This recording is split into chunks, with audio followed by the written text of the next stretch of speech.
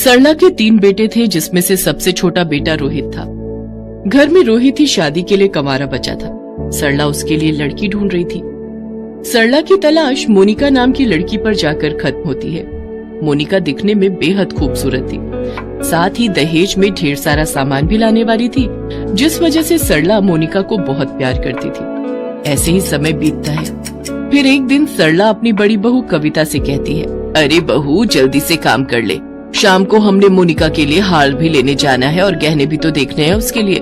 वो तो ठीक है सासू माँ, लेकिन आप छोटी देवरानी के लिए ही शॉपिंग करेंगी या अपनी बड़ी बहू को भी कुछ दिलाओगी? आखिर शादी तो हमारे देवर की है ना। तो जाकर अपने पति से मांग, नहीं तो अपने बाप के घर से लेकर आ। हमने क्या यहाँ पैसों का पेड़ उगाया है? मैं तो अपनी सबसे छोटी बहू, जो कि दिखने में बेहद खूबसूरत है और अच्छे घर से भी है, मेरे लिए खूब सारा दहेज ला रही है। मैं तो उसको ही सब दूंगी। तूने तो मेरे लिए किया ही क्या है? अच्छा जी, घर का सारा काम आपकी सेवा हम करें और आप कह रही हैं कि हमने आपके लिए किया ही क्या है? वाह वाह वाह वाह। कविता बहू, शादी ब्याह वाला घर है, बेकार का समय बर्बाद करने से बेहतर है कि सारी तैयारियां अच्छे से कर ली जाए। आज मुझे गहने बनवाने जाना है, फिर कल कैटरिंग वाले के पास जाना है। बहुत काम है मुझे। और रही बात तुम्हारी, तो तुम कोई आर्टिफिशियल ज्वेलरी पहन लेना। वैसे भी आजकल असली नकली में फर्क ही क्या है, सब एक जैसा ही तो है। रहने दो सासू माँ, इस दिखावे की जरूरत नहीं है। वैसे भी हमारे घर वालों ने हमें इतना तो देकर भेजा ही है कि हमें दिखावे की जरूरत ना पड़े। जरूरत नहीं है तो फिर मांग क्यों रही है? और मैं तो वैसे भी कह रही हूँ कि जो भी तुम्हारे पास है पहन लेना। चल अब देर मत कर और मेरे साथ सुनार की दुकान पर चल। थोड़ी देर बाद दोनों सास बहू सुनार की दुकान पर जाकर खरीदारी करने लगती हैं। तभी कविता की नजर वहाँ रखी पायल पर जाती है। वो अपनी सास से धीरे से कहती है, सासू माँ, ये पायल कितनी सुंदर लग रही है, प्लीज मुझे पायल दिला दो, मुझे और कुछ नहीं चाहिए। चुप रह, जब देखो कुछ न कुछ मांगना शुरू कर देती है। मैं यहाँ सिर्फ अपनी नई बहू के लिए शॉपिंग करने आई हूँ, फालतू खर्चा नहीं करना मुझे। सासू माँ, एक पायल की जोड़ी दिला दोगे तो क्या चला जाएगा आपका? मैंने तुझे कितनी बार कहा है शांति से खड़ी रह। चल अब चुपचाप से मेरी हेल्प कर नई बहू के गहने लेने में। मैं तुझे यहाँ इसीलिए लेकर आई हूँ, और अगर तू मेरी ये हेल्प भी नहीं कर सकती तो तू यहाँ से जा सकती है। अकेली ही शॉपिंग कर लूंगी मैं। बेचारी कविता अपनी सास की बातें सुनकर चुपचाप खड़ी रहती है। शॉपिंग करके जब वो दोनों घर आती हैं, तो सरला की मंझली बहू तारा उससे कहती है, सासू माँ, जब आप घर पर नहीं थी ना, तो एक साड़ी वाला आया था और आपको पता है उसके पास बहुत सुंदर कलेक्शन था। मुझे तो अपने लिए 4 साड़ी पसंद आ गई और 2 मैंने दीदी के लिए भी पसंद की है। अरे वाह। अब तुम दोनों मुझे एक बात बताओ, शादी तुम दोनों की है या मोनिका की? हमें पता है सासू माँ कि मोनिका और देवर जी की शादी है, लेकिन हम दोनों भी तो उसकी जेठानियाँ हैं, तो हमारा सुंदर दिखना भी तो जरूरी है।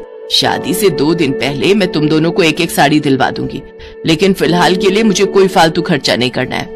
तो तारा बहू, कल तू उस साड़ी वाले को बुला ले। और हाँ, दोनों एक बात कान खोलकर सुन लो, कल की साड़ी कलेक्शन मैं सिर्फ मोनिका बहू के लिए ही लूंगी, और तुम दोनों को मेरी मदद करनी होगी तो सिर्फ इतना करना कि साड़ी पसंद करवाने में मेरी मदद कर देना। ये कहकर सरला अंदर चली जाती है। उसकी बातें सुनकर तारा और कविता को बहुत गुस्सा आता है। फिर वो दोनों किचन में खाना बनाने के लिए चली जाती हैं और खाना बनाते हुए आपस में बातें करते हुए कहती हैं, कविता दीदी, कुछ ज्यादा ही नहीं हो रहा सासू माँ का? वही तो, अपनी तो कोई वैल्यूज नहीं है, सारा दिन काम हम करें और जो अभी आई ही नहीं है उसके लिए सासू माँ कितनी पागल हो रही है। अभी ये हाल है तो जब वो घर पर आ जाएगी तो हमारी तो कोई इज्जत ही नहीं करेगा। मैं तो कहती हूँ उस मोनिका की वजह से सासू माँ की ऐसी बेइज्जती हो कि सब देखते ही रह जाए, तब तो ये सब धरा का धरा ही रह जाएगा। वैसे मेरे दिमाग में एक जबरदस्त आइडिया है, अगर सब कुछ प्लान के अकॉर्डिंग ही हुआ तो फिर तो मजा ही आ जाएगा। अच्छा, ऐसी भी क्या बात है, मुझे भी तो बताओ। अच्छा ठीक है, सुन। कविता तारा को सारा प्लान बताती है। कुछ दिन बीत जाते हैं और शादी वाला दिन भी आ जाता है। कविता और तारा दोनों सज धज कर बारात में जाने के लिए तैयार हो जाती हैं। बारात मोनिका के घर पहुंचती है। मोनिका भी लाल जोड़े में लिपट कर मंडप में आ जाती है। मोनिका के गहने देखकर सभी मेहमानों के होश उड़ जाते हैं। सरला ने बहुत ही भारी भरकम जेवर अपनी सबसे छोटी बहू के लिए बनवाए थे, लेकिन कविता और तारा को ये देखकर बहुत जलन होती है और आखिरकार मोनिका और रोहित की शादी हो जाती है। मोनिका शादी करके अपने ससुराल आती है तो सरला कहती है, ये है मेरी मोनिका बहू, जो दिखने में मेरी दोनों बहुओं से ज्यादा खूबसूरत है। और शादी में जो गहने मैंने दिए हैं वो तो इसकी खूबसूरती पर 4 चांद लगा रहे थे। ओले मेरी प्यारी बहू अब थक गई होगी। अरे ओ दोनों बहुओं, मेरी छोटी बहू के लिए कुछ खाने के लिए बना दो, और मोनिका बहू तू अपने कमरे में जाकर आराम कर, तब तक ये दोनों कुछ बना कर ले आएंगी तुम्हारे लिए। गुस्से में बड़बड़ाते हुए कविता और तारा किचन में चली जाती हैं और मोनिका के लिए खाना बनाती हैं। फिर वो दोनों खाना बनाकर मोनिका को खाने के लिए देती हैं, लेकिन खाना खाने के आधे घंटे बाद ही मोनिका को बहुत तेज दस्त लग जाते हैं। वो बार बार शौचालय आती जाती है। शाम को सभी रिश्तेदार मोनिका की मुंह दिखाई के लिए आते हैं, लेकिन तबीयत खराब होने के कारण वो बाहर नहीं जा पा रही थी। ये देखकर सरला बहुत गुस्सा होती है और वो मोनिका से जाकर कहती है, ये सब क्या है मोनिका? सब रिश्तेदार तेरी मुंह दिखाई के इंतजार में बैठे हैं और तू है कि बाहर आने का नाम ही नहीं ले रही। सासू माँ मुझे माफ कर दो, लेकिन मैं बाहर नहीं आ सकती। लेकिन हुआ क्या है? सासू माँ मेरी तबीयत बिल्कुल भी ठीक नहीं है, मुझे दस्त लग गए और बार बार मुझे हल्का होने के लिए शौचालय जाना पड़ रहा है। उधर कविता और तारा अपने कमरों में बैठकर मोनिका को परेशान होता देख इस बात का आनंद ले रही होती हैं। वो दोनों आपस में मोनिका की हालत को लेकर बातें कर रही होती हैं कि तभी वहाँ सरला आ जाती है और उन दोनों की सारी बातें सुन लेती है। ओह, तो ये सब तुम दोनों का किया धरा है। बेशर्मो, तुम दोनों को जरा भी शर्म नहीं आई ये सब करते हुए? इस मोनिका ने तुम दोनों का क्या बिगाड़ा था? अरे नाराजगी तो मुझसे थी, इसकी सजा मुझे दे देती, लेकिन उस बेचारी के साथ ऐसा क्यों किया? उसने तो कभी तुम दोनों के बारे में कभी कुछ गलत नहीं कहा।